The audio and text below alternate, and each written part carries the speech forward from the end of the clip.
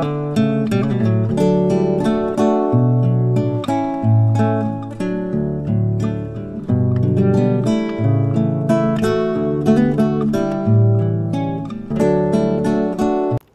Everybody, ಎಲ್ಲರೂ ಹೇಗಿದ್ದೀರಾ? ಆರಾಮಾಗಿದ್ದೀರಾ ಅಂತ ಅಂದ್ಕೊಂಡಿದ್ದೀನಿ. ಇದು ನನ್ನ ಮಧ್ಯಾಹ್ನದಿಂದ ಈವ್ನಿಂಗ್ವರೆಗೂ ಯಾವ ರೀತಿ ಅದಿತಿ ಜೊತೆ ಟೈಮ್ನ ಸ್ಪೆಂಡ್ ಮಾಡ್ತೀನಿ, ಏನೇನೆಲ್ಲ ಮಾಡ್ತೀನಿ ಅಂತ ನಿಮ್ಮ ಜೊತೆ ಶೇರ್ ಮಾಡ್ಕೊಳ್ತಿದ್ದೀನಿ. ದಿಸ್ ಇಸ್ ಅ ಕಂಪ್ಲೀಟ್ ಒಂದು ಪ್ರೊಡಕ್ಟಿವ್ ಡೇ ಅಂತಲೇ ಹೇಳ್ಬೋದು.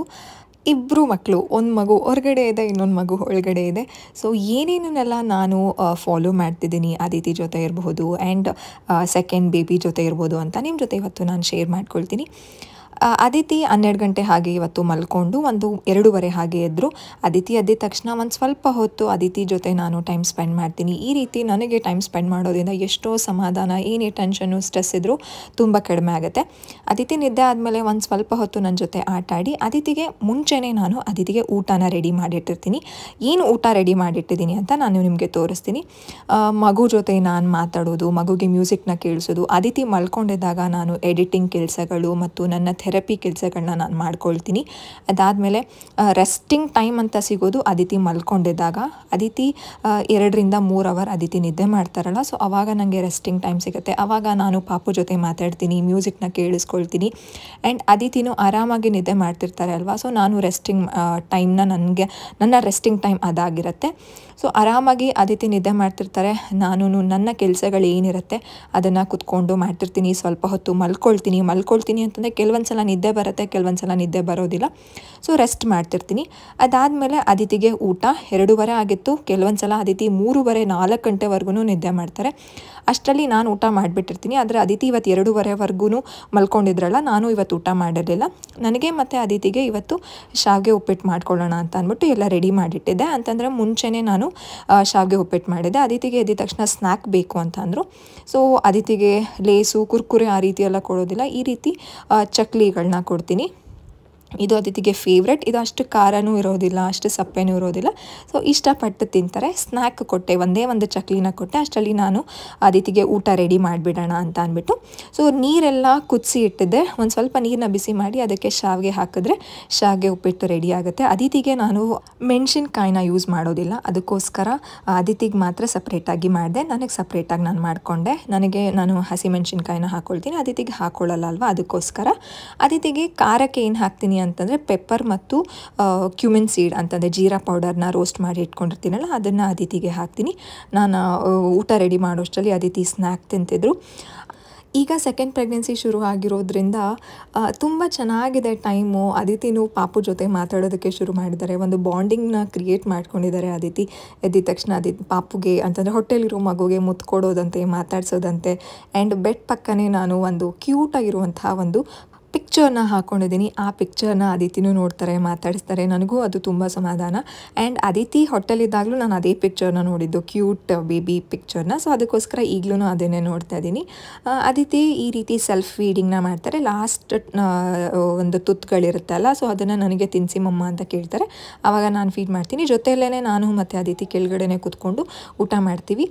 ಅದಿತಿಗೆ ಈಗ ಹೈ ಚೇರಲ್ಲೆಲ್ಲ ಕೂತ್ಕೊಳ್ಳೋದು ಇಷ್ಟನೇ ಆಗ್ತಿಲ್ಲ, ಯಾಕಂತಂದರೆ ನಾನು ಕೆಳಗಡೆ ಕೂತ್ಕೊಳ್ತೀನಿ, ಅದಿತಿನೂ ನಾನು ನಿಮ್ಮ ಪಕ್ಕನೇ ಕೂತ್ಕೊಳ್ತೀನಿ ಮಮ್ಮ, ನಿಮ್ಮ ಜೊತೆನೇ ಕೂತ್ಕೊಳ್ತೀನಿ ಅಂತ ಅಂದ್ಬಿಟ್ಟು ಹೈ ಚೇರ್ ಮೇಲೆ ಕೂತ್ಕೊಳ್ಳೋದೇ ಇಲ್ಲ. ಕೆಲವೊಂದು ಸಲ ಅನಿಸುತ್ತೆ ಅಲ್ಲ, ನಾವು ಎಷ್ಟು ಇನ್ವೆಸ್ಟ್ ಮಾಡಿ ಕೆಲವು ಪ್ರಾಡಕ್ಟ್ಸ್ಗಳನ್ನ ಪರ್ಚೇಸ್ ಮಾಡಿರ್ತೀವಿ, ಸ್ವಲ್ಪ ದಿನ ಆದಮೇಲೆ ಮಕ್ಕಳು ಅದನ್ನು ಯೂಸೇ ಮಾಡೋದಿಲ್ಲ ಅಂತ. ಸೊ ಹೈ ಚೇರ್ನ ಅದಿತಿ ಇವಾಗ ಯೂಸ್ ಮಾಡ್ತಿಲ್ಲ. ಈ ರೀತಿ ಶಾವಿಗೆ ಉಪ್ಪಿಟ್ಟನ್ನ ನಾನು ಫೋರ್ಕಲ್ಲಿ ತಿನ್ನೋದಕ್ಕೆ ಅದಿತಿಗೆ ಕೊಡ್ತೀನಿ. ಫೋರ್ಕಲ್ಲಿ ತಿನ್ನೋದು ಮಕ್ಕಳು ಕಲಿಬೇಕು. ಅದಾದಮೇಲೆ ಅದಿತಿಯ ಆಟ ಶುರು ಆಗುತ್ತೆ. ನಾನು ಅದಿತಿ ಜೊತೆ ಟೈಮ್ನ ಸ್ಪೆಂಡ್ ಮಾಡ್ತೀನಿ. ಮಕ್ಕಳ ಜೊತೆ ನಾವು ಎಷ್ಟು ಕ್ವಾಲಿಟಿ ಟೈಮ್ನ ಸ್ಪೆಂಡ್ ಮಾಡ್ತೀವಿ ಅನ್ನೋದು ತುಂಬ ಇಂಪಾರ್ಟೆಂಟ್. ಅದಿತಿ ಮಲ್ಕೊಂಡಿದ್ದಾಗ ನಂದು ಆಲ್ಮೋಸ್ಟ್ ಮೊಬೈಲಲ್ಲಿರುವಂತಹ ಕೆಲಸಗಳನ್ನೆಲ್ಲ ಮುಗಿಸ್ಕೊಂಡ್ಬಿಟ್ಟಿರ್ತೀನಿ. ಅದಿತಿ ಎದ್ದ ಮೇಲೆ ನಾನು ಮೊಬೈಲ್ನ ಇಟ್ಕೊಳ್ಳೋದು ಅಷ್ಟು ಕಡಿಮೆನೇ. ತುಂಬ ಜನ ಕೇಳ್ತಿರ್ತೀರ ನನ್ನನ್ನು, ಅದಿತಿ ಮೊಬೈಲ್ ನೀವು ಇಟ್ಕೊಂಡಾಗ ಅದಿತಿ ಕೇಳೋದಿಲ್ವಾ ಅಂತ. ನಾನು ಅಷ್ಟು ಯೂಸ್ ಮಾಡೋದೇ ಇಲ್ಲ ಅದಿತಿ ಎದ್ದಿದ್ದಾಗ. ಅದಿತಿ ಆರಾಮಾಗಿ 3-4 ಅವರ್ ನಿದ್ದೆ ಮಾಡುವಾಗ ನನಗೆ ಮೊಬೈಲಲ್ಲಿರುವಂತಹ ಕೆಲಸ ಎಡಿಟಿಂಗೇ ಅಲ್ವಾ, ನನಗೆ ಆಲ್ಮೋಸ್ಟ್ ಎಡಿಟಿಂಗ್ ಕೆಲಸ ಇರುತ್ತೆ ಆ್ಯಂಡ್ ಕೆಲವು ಥೆರಪಿಗಳಿರುತ್ತೆ. ಆ್ಯಂಡ್ ಅದಿತಿ ಥೆರಪಿ ಮಾಡುವಾಗ ಆರಾಮಾಗಿ ಇದೇ ರೀತಿ ಆಟ ಆಡ್ತಿರ್ತಾರೆ, ಯಾವುದೇ ರೀತಿ ತೊಂದರೆ ಮಾಡೋದಿಲ್ಲ. ಇರೋದಿಲ್ಲ. ಸ್ಟೋರಿ ಹಾಕಬೇಕು ಅಂತ ಅಂದಾಗ ಮಾತ್ರ ನಾನು ಫೋನ್ ಎತ್ಕೊಂಡು ಸ್ಟೋರಿ ಹಾಕಿ ದೆನ್ ಅಗೇನ್ ಫೋನ್ನ ನನ್ನ ಸೈಡಲ್ಲಿ ಇಟ್ಬಿಟ್ಟು ಅದಿತಿ ಜೊತೆ ಕ್ವಾಲಿಟಿ ಟೈಮ್ನ ಸ್ಪೆಂಡ್ ಮಾಡ್ತೀನಿ. ನೀವು ನೋಡ್ಬೋದು ಅದಿತಿ ಕಲಿಕೆ ಎಷ್ಟು ಚೆನ್ನಾಗಿದೆ. ನಾನು ಫೋನಲ್ಲೇ ಮುಳುಗೋಗ್ಬಿಟ್ಟಿದ್ದರೆ ಅದಿತಿ ಕಲಿಕೆನೂ ಇಷ್ಟು ಚೆನ್ನಾಗಿ ಆಗ್ತಿರಲಿಲ್ಲ ಅಂತ ನನಗನ್ಸುತ್ತೆ. ಯಾಕಂತಂದರೆ ಸಾಕಷ್ಟು ಜನ ನನಗೆ ನೆಗೆಟಿವ್ ಆಗಿ ಮಾತಾಡ್ತಿರ್ತೀರಾ, ನೀವೇ ಯಾವಾಗಲೂ ಫೋನ್ ಇಟ್ಕೊಂಡಿರ್ತೀರಾ, ಇನ್ನು ಮಗುಗೆ ಏನು ಕಲಿಸ್ತೀರಾ ಹಾಗೆ ಹೀಗೆ ಅಂತ. ಸೊ ಅಂಥವ್ರಿಗೆ ಈ ಉತ್ತರ. ನಾನು ಅದಿತಿ ಜೊತೆ ಯಾವ ರೀತಿ ಟೈಮ್ ಸ್ಪೆಂಡ್ ಮಾಡಬೇಕು ಅಷ್ಟು ಕ್ವಾಲಿಟಿ ಟೈಮ್ನ ಸ್ಪೆಂಡ್ ಮಾಡ್ತಿದ್ದೀನಿ. ಇದರಿಂದ ಅದಿತಿಗೂ ಒಳ್ಳೆಯದಾಗಿದೆ ಆ್ಯಂಡ್ ಅವರ ಬೆಳವಣಿಗೆಗೆ ಇದು ತುಂಬ ಸಹಾಯ ಆಗಿದೆ. ಈ ರೀತಿ ಎಲ್ಲ ಏನೇನು ಬೇಕೋ ಅವ್ರಿಗೆ ಎಲ್ಲನೂ ಹರಡ್ಕೊಂಡು ಅದಿತಿ ಆಟಾಡ್ತಿರ್ತಾರೆ. ಈಗ ಅದಿತಿಗೆ ಪೆಗ್ ಬೋರ್ಡ್ಸು ಮತ್ತು ಪಜಲ್ಸ್ ಮೇಲೆ ತುಂಬ ಇಂಟ್ರೆಸ್ಟ್ ಇದೆ. ಅವ್ರಿಗೆ ಪಾಡಿಗೆ ಅವರು ಏನು ಬೇಕೋ ಅದನ್ನು ಆಟಾಡ್ತಿರ್ತಾರೆ ಆ್ಯಂಡ್ ಕೆಲವೊಂದು ಸಲ ನನ್ನ ಹೆಲ್ಪು ಸಹ ಕೇಳ್ತಾರೆ. ಅಂತಂದರೆ ಪ್ಯಾರಲಲ್ ಪ್ಲೇ ಸಹ ಮಾಡ್ತೀವಿ. ಅಂತಂದರೆ ನಾನು ಒಂದು ಟರ್ನು ಅದಿತಿ ಒಂದು ಟರ್ನ್. ಸೆಲ್ಫ್ ಪ್ಲೇ ಮಕ್ಕಳಿಗೆ ಕೊಡೋದು ತುಂಬ ಇಂಪಾರ್ಟೆಂಟ್. ಅದಿತಿ ಆರಾಮಾಗಿ ಆಟಾಡ್ತಿರ್ತಾರೆ, ನಾನು ಅದನ್ನು ಅಬ್ಸರ್ವ್ ಮಾಡ್ತಿರ್ತೀನಿ, ಮಧ್ಯ ಮಧ್ಯ ಮಾತಾಡಿಸ್ತಿರ್ತೀನಿ, ಅವರು ನನ್ನನ್ನು ಮಧ್ಯ ಮಧ್ಯ ಮಾತಾಡಿಸ್ತಿರ್ತಾರೆ. ಆ ಸಮಯದಲ್ಲಿ ನಾನು ಕುತ್ಕೊಂಡಿರ್ತೀನಿ ಅಲ್ವಾ. ಸೊ ಯೂಶಲಿ ಅದಿತಿ ಆಟಾಡೋದು ಕೆಳಗಡೆ ಬೆಡ್ ಮೇಲೆ ನನಗೆ ಅಷ್ಟು ಆಟಾಡ್ಸೋದಕ್ಕೆ ನನಗಿಷ್ಟ ಆಗೋದಿಲ್ಲ. ಯಾಕಂತಂದರೆ ಒಂದು ಡಿಸಿಪ್ಲಿನ್ ಇರಬೇಕಲ್ವ. ಸೊ ಮಲ್ಕೊಳ್ಳುವಾಗ ಯೂಶಲಿ ಬೆಡ್ ಮೇಲೆ ಆ್ಯಂಡ್ ರೈಮ್ ಟೈಮ್ ಮಲ್ಕೊಂಡು ಆಡುವಾಗ ಮಾತ್ರ ಬೆಡ್ ಟೈಮಲ್ಲಿ ಅದಿತಿ ಬೆಡ್ಡಲ್ಲಿರ್ತಾರೆ. ಇಲ್ಲ ಅಂತಂದರೆ ಕೆಳಗಡೆ ಈ ರೀತಿ ಏನು ಬೇಕೋ ಅದನ್ನು ಹರಡ್ಕೊಂಡು ಅದಿತಿ ಆಟಾಡ್ತಿರ್ತಾರೆ. ಆ್ಯಂಡ್ ಇನ್ನೊಂದು ಇಂಪಾರ್ಟೆಂಟ್ ಏನು ಅಂತಂದರೆ ಆಟ ಆಡಿದ್ಮೇಲೆ ಅದಿತಿನೇ ಕ್ಲೀನಪ್ ಮಾಡ್ತಾರೆ. ನಾನು ಹೇಳೋವಂಥ ಅವಶ್ಯಕತೆಯೇ ಇಲ್ಲ. ಅದಿತಿಗೆ ಇದು ಅಭ್ಯಾಸ ಆಗಿಬಿಟ್ಟಿದೆ. ಆಟ ಆಡಿದ್ಮೇಲೆ ಎಲ್ಲಿ ಯಾವ ಒಂದು ಆಟಿಕೆಗಳನ್ನ ಇಡಬೇಕು ಅನ್ನೋದು ಅವ್ರಿಗೆ ಅಭ್ಯಾಸ ಆಗಿಬಿಟ್ಟಿದೆ. 2:30-3 ಗಂಟೆ ಆಯಿತು ನಮ್ಮದು ಊಟ ಮಾಡೋ ಅಷ್ಟರಲ್ಲಿ. 3 ಗಂಟೆಯಿಂದ ಒಂದು 5 ಗಂಟೆವರೆಗೂ ಅದಿತಿ ಆಟ ಆಡಿದ್ರು. 5:30 ಹಾಗೆ ನನಗೊಂದು ಕ್ಲಾಸ್ ಇತ್ತು. ಆ್ಯಂಡ್ ಅದಿತಿದು ಮೊಬೈಲ್ ಟೈಮ್ ಸಹ ಇರುತ್ತೆ. ಅಂತಂದರೆ ಸ್ಕ್ರೀನ್ ಟೈಮ್. ಅದಿತಿ ದಿನ ಸಂಜೆ ಹೊತ್ತು ಕೇಳ್ತಾರೆ, ನಾನು ನೋಡ್ತೀನಿ ಮಮ್ಮ ಅಂತ. ಮುಂಚೆ ಬರೀ ಪುಣ್ಯಕೋಟಿ ನೋಡ್ತಿದ್ರು. ಈಗ ಸ್ಕ್ರಾಲ್ ಅಪ್ ಮಾಡುವಾಗ ಕೆಲವು ರೈಮ್ಸ್ಗಳನ್ನ ಅವರು ನೋಡಿ ಅದು ನೋಡ್ತೀನಿ ಇದು ನೋಡ್ತೀನಿ ಅಂತ. ಈಗ ಒಂದು 20 ಮಿನಿಟ್ಸಿಗೆ ಬಂದಿದೆ ಅದಿತಿ ಒಂದು ಸ್ಕ್ರೀನ್ ಟೈಮ್.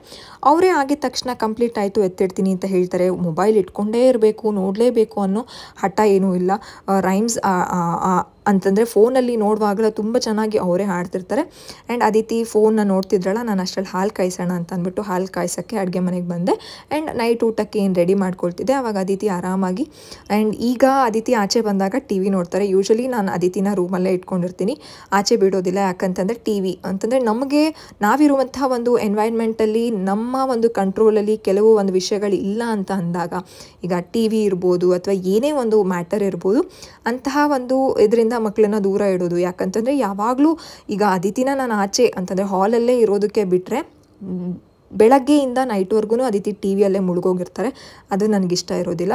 ಅದಕ್ಕೋಸ್ಕರ ನಾನು ರೆಡಿ ಮಾಡ್ಕೊಳ್ತಿದ್ದೆ. ಅಷ್ಟರಲ್ಲಿ ಹಾಲು ಕಾಯಿತು ಆ್ಯಂಡ್ ರೂಮಿಗೆ ಕರ್ಕೊಂಡು ಹೋಗಿ ಹಾಲೆಲ್ಲ ಅದಿತಿಗೆ ಕುಡಿಸೋಣ ಅಂತ ಅಂದ್ಕೊಂಡೆ. ಬಟ್ ಇನ್ನೂ ಬಿಸಿ ಇತ್ತು.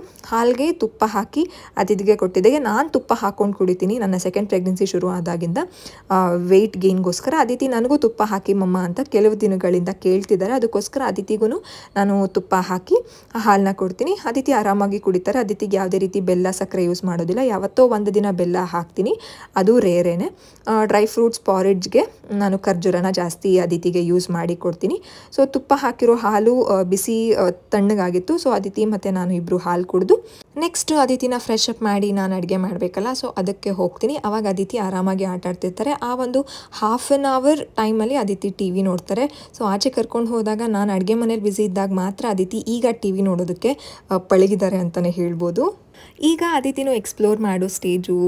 ಟಿ ವಿ ಮೊಬೈಲ್ಗೆಲ್ಲ ಮಕ್ಕಳು ಅಡಿಕ್ಷನ್ ಆಗುವಂತಹ ಒಂದು ಇದು ಅಟ್ರ್ಯಾಕ್ಟ್ ಆಗ್ತಾರೆ ಅಲ್ವಾ. ಸೊ ಅದೇ ರೀತಿ ಆಚೆ ಹೋದಾಗ ಮಾತ್ರ ಅದಿತಿ ನೋಡ್ತಾರೆ. ತುಂಬ ಮಿನಿಮಲ್ ಟೈಮ್ 10 to 15 ಮಿನಿಟ್ಸಲ್ಲಿ ನಾನು ಅಡುಗೆ ಮುಗಿಸ್ಕೊಂಡು ಬಿಡ್ತೀನಿ. ಮುಂಚೆನೇ ಎಲ್ಲ ರೆಡಿ ಮಾಡ್ಕೊಂಡಿದ್ರೆ ಅಡುಗೆ ಇನ್ನೆಷ್ಟೊತ್ತು ಬೇಕಲ್ವಾ. ಸೊ ಆ ರೀತಿ ಅದಿತಿಯ ಒಂದು ಡೇ ಅಂತಂದರೆ ಮಧ್ಯಾಹ್ನದಿಂದ ಸಂಜೆವರೆಗೂ ಈ ರೀತಿ ಇರುತ್ತೆ. ಫ್ರೆಶ್ ಅಪ್ ಆಗಿ ನೆಕ್ಸ್ಟು ಊಟ. ನಾನು ಅಡುಗೆ ಮಾಡಿದ ತಕ್ಷಣ ಅದಿತಿಗೆ ಊಟ ಮಾಡಿಸ್ತೀನಿ. 7:30 ಅದಿತಿ ಊಟ ಶುರುವಾಗಿ 8 ಗಂಟೆ ಅಷ್ಟರಲ್ಲೆಲ್ಲ ಊಟ ಮುಗಿಯುತ್ತೆ. ಅದಾದಮೇಲೆ ಬುಕ್ ರೀಡಿಂಗು, ಹನುಮಾನ್ ಚಾಲೀಸ ಹೇಳಿ, ರೈಮ್ಸ್ಗಳನ್ನೆಲ್ಲ ಹೇಳಿ, ಸ್ತೋತ್ರಗಳನ್ನೆಲ್ಲ ಹೇಳಿ ಅದಿತಿ ಬೆಡ್ಗೆ ಹೋಗ್ತಾರೆ. 9 ಗಂಟೆ 9:30 ಅಷ್ಟರಲ್ಲಿ ಅದಿತಿ ನಿದ್ದೆ ಮಾಡ್ತಾರೆ. ಸೊ ಇದಾಗಿತ್ತು ನನ್ನ ಇವತ್ತಿನ ವ್ಲಾಗ್.